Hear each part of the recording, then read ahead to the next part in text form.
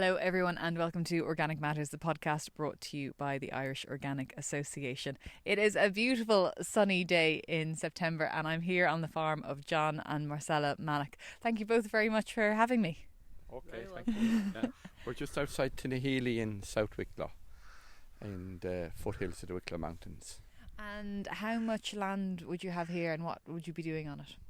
We farm about 80 hectares and then there's 12 hectares of commonage as well. There's 25 hectares approximately of that leased in on long-term lease. So that's in our, we've just 70 something odd hectares in the organic scheme at the moment, which optimises our organic payment. And when did you go into organics? We went into organics in 2011. We converted. That's quite a long time ago. That was kind of ahead of the curve, wasn't it? It was a bigger change that time to go from conventional to organic, and there was very few local farms in it and very few farms of our size in it either. And that's the big thing that we possibly changed to organics from a point of view of I personally could see the whole system tightening and there was less and less for the farmer at the end of the day. Price inflation of farm inputs and the output not rising accordingly. And we were in mixed farming. At that time we had more sucklers than we have now and we had very little tillage that time. And Marcella, I guess both of you are quite well-informed farmers because you're both agricultural consultants as well. I assist the agricultural consultant. She's the boss. I got that sense when I walked into the farmyard. You usually do that there is one boss, and I thought it was Marcella. I gravitated towards you. Marcella. No, we work together in both the consultancy business and in the farming, and we have no family. So there's the two of us in it, and we'll like to make money out of it. It can't be just a hobby at the scale of farming we're at. It just has to return money, and thankfully so far it has.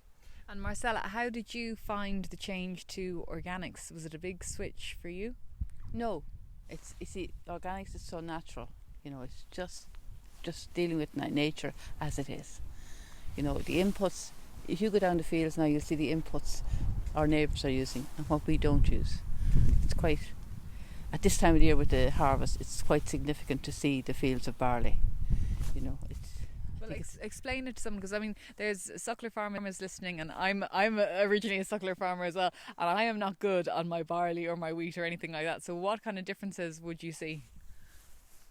Visually, it's significant as regards the amount of. We'll have more weeds. Weeds we'll and have scruffier looking crops.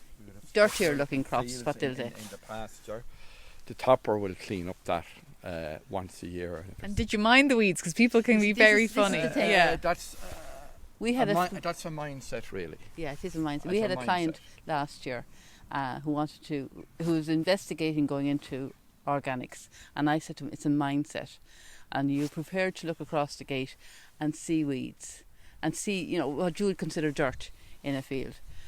And you know, I knew he wouldn't. It's a mindset, and the older farmer will find it difficult. They will be. And the other thing about organics, which is that there is a little bit more paperwork on it. There is a little bit more. There is administration, and there is withdrawal periods and things like that you have to adhere to. And if you get into doing it the first and second year, it's automatic. You keep your docket, you keep your seed, little receipts and things like that. You know, it's all just a matter of getting used to a new way of dealing with things, a new way of seeing farming. I think, but it is far nicer because there's a lot more. You'll get a lot more wildlife, birds and bees and insects. The soil is so much richer. The soil, if you take up a lump of soil or dig up a hole, you see the amount of life that's there compared to somewhere that has been sprayed for years and things like that. Like I saw it, you could see it as the years went by here, couldn't you? You could see the difference was amazing. That's lovely. It's lovely to hear as well. But people will be wondering, I guess, about things like yield. Well, the yield will be, approximately half of the conventional. and you will not grow barley in a continuous rotation. But then most tillage farmers are moving to better rotations, the big commercial tillage farmer. And what would your rotation be? We here where the tillage is growing, the land would be in red clover for 3 year at least. And if you look around the yard here, there's lots of round bales, and there's more to come in. We have red clover at the moment. We might even go look at a field of red clover, but red clover is the basis of us keeping a middling good stockle rate on the farm and being able to winter animals and send them to the factory in the springtime fit to go on limited amounts of concentrate or our own barley. And have you found any type or a specific type of barley or any kind of seed type more, I guess, better than others? We haven't. We'd be using, because our barley is on contract to Dalton's in Kilkenny, then Bournemouth, and it ends up in Waterford Distillery as organic whiskey, and we've been in there from the first organic whiskey with Waterford, and that they specified the seed that comes out, and this year it's Geraldine is the name of the barley grown, and it's just ready to be cut now if we could get 2 fine days in a row that the contractor come to cut. Marcella, we're in the shed area here, the farmyard, so I'm guessing is everything on the cusp of just about to happen, because it is harvest season now. We so are ready, just ready. Everything is ready. What do you need? The sheds are absolutely spotless. Well, look, the sheds, there's 2 reasons the sheds are so clean at the moment. Look at that concrete, looks almost new. It is actually very old concrete. We have TB here in the herd, and that just shows organic farming is farming, as everyone knows. We've the same problems: a late harvest now, a late spring when it was sown, very wet year, and TB is in the herd here for the last 18 months. So it's very ordinary farmer problems that we deal with on a day-to-day basis. You nearly forget you're organic at times. Well, will we go up to the barley and have a look at the Geraldine crop? Marcella, what else are you growing besides barley here? We're just barley. Barley. No, we sowed oats this year, John. We had oats sown, and it's in them bales there behind us as it was whole cropped in as arable silage. Okay. And do you sell any of the silage, or do you sell any of the barley or anything as animal feed? The barley not as animal feed. The barley is not as animal feed. We did before we were selling the barley to Dalton for the There's whiskey this lovely industry. organic whiskey that Waterford distill now. And we have a few bottles of it down below, so if you don't feel like going anywhere else for the day, you're welcome. But that's where the barley goes, has done every year so far. And this field now, it's behind the house. This hasn't been top section here. This is the first time in how many years, John, since you grew barley up there or grew anything? This was mostly grazing. This field for 20 odd years. Yeah. You see, we have to rotate. You have to rotate, otherwise you have nothing. Some barley this year, there was sown as 2nd year barley, and to be honest with you, the red shank just is predominant in it. There is barley in it, but this is a nice crop enough. Now I'd be happy enough if it's thick enough for organic barley. It looks very healthy. It looks very golden. I know I can see some weeds. Some weeds in see, it, yeah. That's what you have to get used to. And how do I know? If the barley is ready? Now that barley is ready to cut there at the moment. The heads are lying down well. Yeah. And when you pull it, you can nearly hear a crackle in it when I rub it in my hand. Okay. Yeah. So was this kind of nearly a new skill for you, Marcella, in terms of because you said you hadn't done much tillage before you converted to organic? No, you hadn't. Just mostly grazing. You didn't do any tillage, did you? I did tillage years ago when I was younger. Oh, when I was young, yes. I grew quite a bit of tillage, and in recent recent years then we had until 16 was our first crop of organic barley for Waterford Distillery.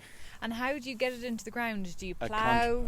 It's ploughed, and the contractor just the tilling. He one passes it in with a very modern machinery will come to cut this. Or do you have like a specific plough depth that you like? I know We people get very scientific. That happened one We year. don't went like too to deep. plough too deep, Yeah.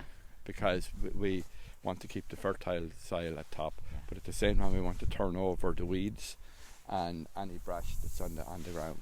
And tell me about your fertiliser plan then. I know you mentioned red clover, and obviously for people who maybe don't know, obviously it's a leguminous plant, and that helps trap the nitrogen from the air, brings it down into the nodules into the soil. But so after this is cut now, what's going to happen in terms of fertiliser? Okay, so in the autumn this field will be fertilised with farmyard manure.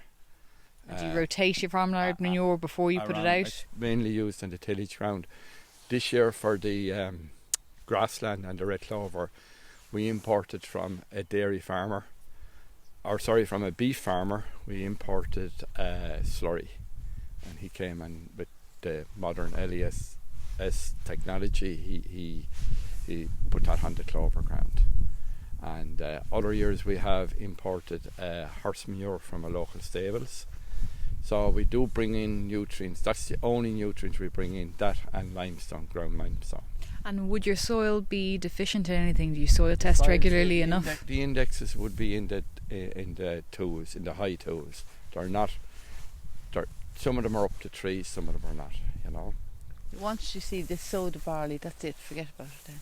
That's nice in a way, isn't it? You just sow it and you have to forget about it. And there's no pesticides, obviously, or anything going out. Nothing goes into it. Nothing at all. I mean, there's a beauty to that, but also there's a pain that if something does go wrong, there's no emergency. Yes. But you and look as I at say, like there is one section of a field of barley where there is too much red shank in the field, but that's the wet year, the late sowing, a combination. We've never not cut a crop yet, you know. Thank God. Yeah, bless yourself there, Marcella. Good idea, just in case. Well, this looks gorgeous, but will we leave this and go see some of the other work that you're doing as well? Yeah. So we've walked back down to the shed area here. And John, you were just telling me there about the animal housing rules. Yes, in organics, you can't confine animals onto a slatted area. Yeah. So in this particular shed, there's the feed passage, just a slatted area and cubicles here, and the cubicles have to be so many square meters per animal, and this shed qualifies just grand for it. How many animals can you? Adopted a bit. The original cubicles were smaller, so we lengthened the bed. Yeah. Not a very expensive thing, and so we keep about 20 store almost finished cattle in this shed. And Marcella, do you buy them in, or do you have any sucklers here on the farm? we have Galloways. Oh, lovely. Yes. You've Are they pedigree?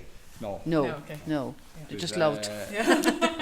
We originally had a very small herd of black Galloways up on the commonage. Yeah. They were part of the Suez EIP, and that Suez project ended a couple of years ago, and we are in acres, and that's how the Galloways came onto the farm, and we ran them with a belted Galloway bull.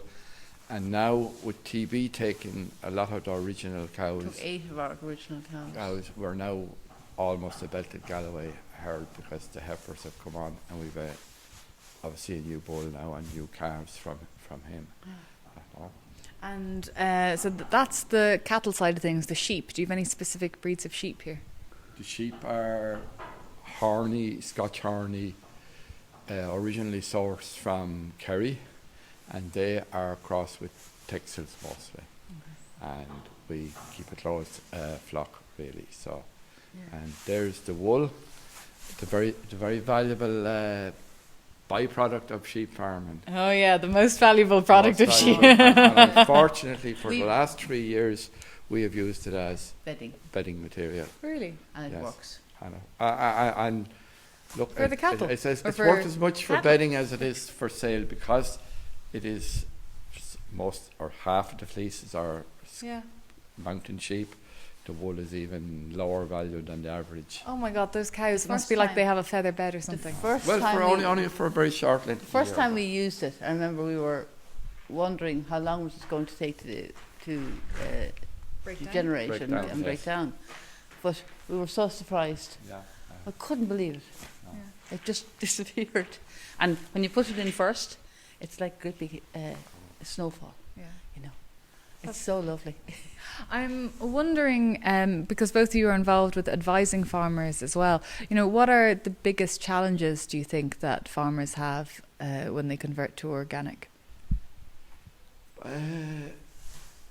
The rules. The rules are the fear of the new rules and regulations.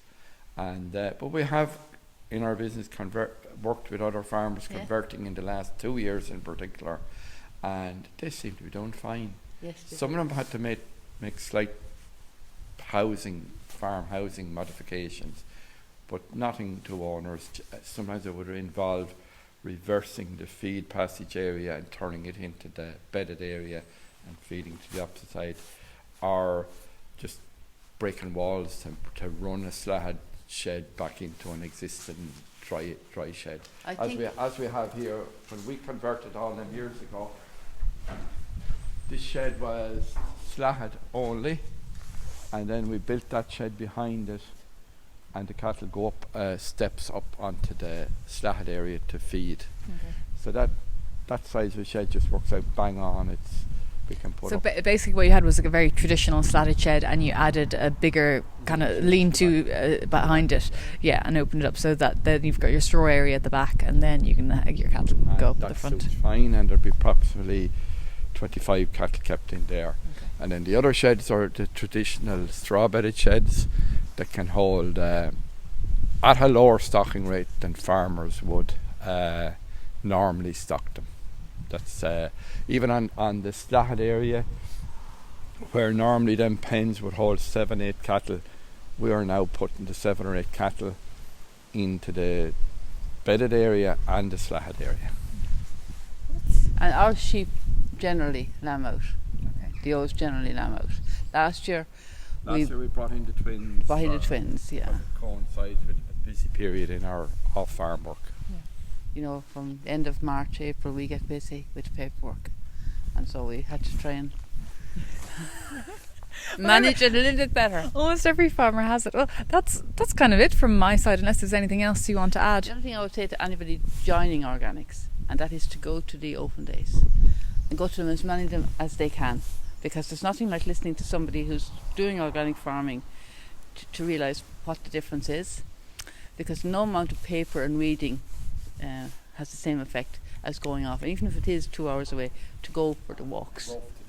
Definitely do. Learn as much about organics and the principles of organic farming as well.